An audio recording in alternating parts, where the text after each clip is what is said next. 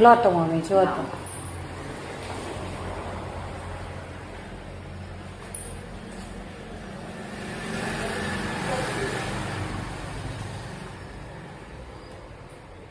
કેવા થયા? સરસ થયો. આ ખંભાતના ડાબડા. જય શ્રી કૃષ્ણ મિત્રો. તો આજે આપણે બનાવવાના છે ખંભાતના પ્રખ્યાત ડાબડા. તો ચાલો, તો ડાબડા આપણે ખંભાતના બનાવવાના છે. એની માટે આપણે આખી ચીપ્સ જોઈશે, મોટી, બરાબર. તમે જોઈ શકો છો મેં આવી રીતના પતલી પતલી રાખવાની છે.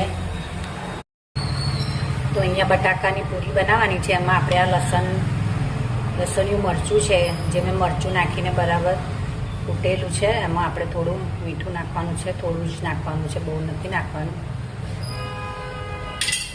અને હવે આપણે આ બટાકાની પૂરી ઉપર એને આપણે પાથરી દઈશું.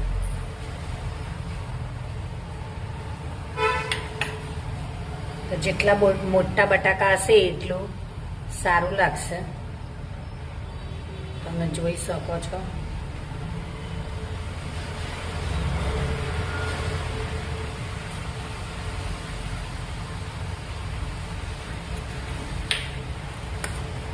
આની ઉપર આપણે થોડી થોડી લસણની ચટણી મૂકવાની છે.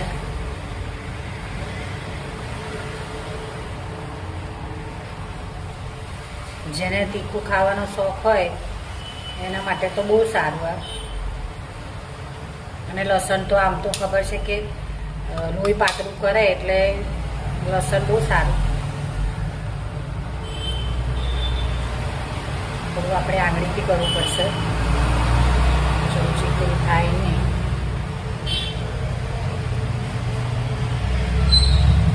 આમાં તમે ગ્રીન ચટણી આવે એ પણ અંદર મૂકી શકો છો. ગ્રીન ચટણી ચોપડા એકદમ તીખી. અને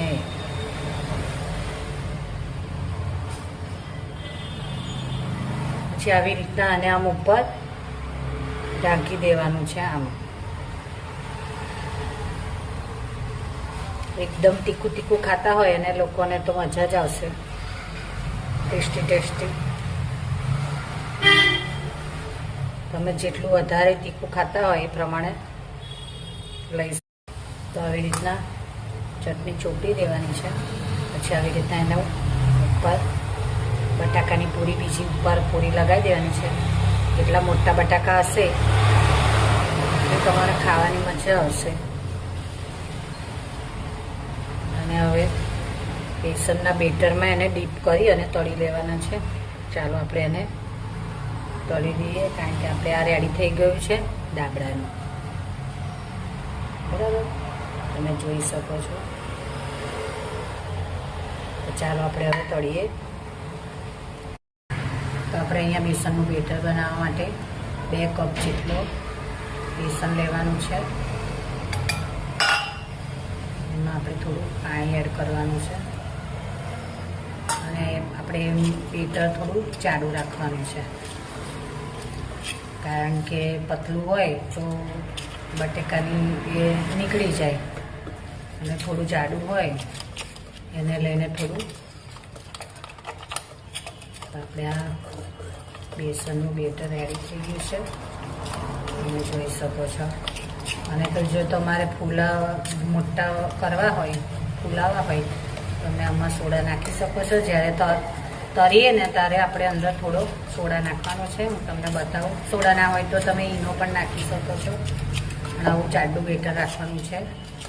તમે જોઈ શકો છો. બહુ પાણી નથી લેવાનું. આમાં થોડું મીઠું નાખવાનું છે. આપણે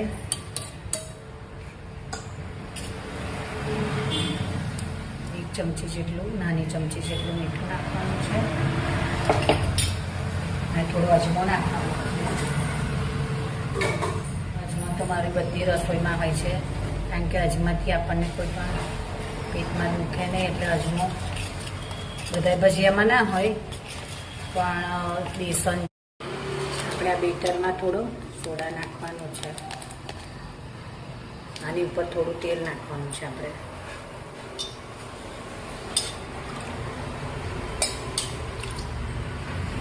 થોડું ગરમ તેલ થાય તે આપણે અંદર એની પર નાખવાનું છે એટલે ભજીયા એકદમ પોચા પોચા થશે અને ફૂલી ફૂલીને દડા જેવા થશે. આપણા તેલ ગરમ થઈ ગયું છે તો આપણે હવે આને બરાબર હલાવી નાખવાનું છે. ફૂલી જશે આખું બેટર. આ બેટર બધું ફૂલી ગયું છે, જોઈ શકો છો તમે. લાઈવ જ બનાવું છું બધું. હવે આપણે આમાં આવી રીતના ડીપ કરવાનું છે.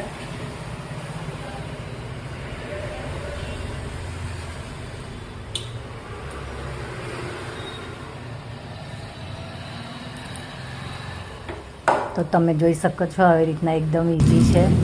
આવી રીતના બધાને ફટાફટ તળી કાઢ્યા. અને આને તમે મોટા હોય તો તમે કટરથી કાપી અને અંદરથી લસણવાળા મરચાંથી નાના ટુકડા પણ કરી શકાય કટરથી, બીજા કટરથી. તો આપણા રેડી થઈ ગયા છે ખંભાતના ડાબડા. તમે જરૂર એકવાર ટ્રાય કરજો, એનો ટેસ્ટ બહુ સરસ લાગશે. થોડી ચટણી સતત કેચઅપ સાથે તમે ખાઈ શકો છો. આ વરસાદની મોસમ હોય ને આવા તીખા તીખા લસણિયા ડાબડા ખાવાની ઘણી મજા આવે છે. પણ અમારા મમ્મીજીને લીધે મેં થોડું લસણવાળું મરચું બહુ તીખું નથી કર્યું એટલે મેં તીખા નથી, અંદર લાલ બરાબર. પણ તમે વધારે લસણ પૂરશો તો મજા આવશે તમને. તો તમને કેવા લાગ્યા તે લાઈક કોમેન્ટ કરીને મને જરૂર જણાવશો. જય શ્રી કૃષ્ણ.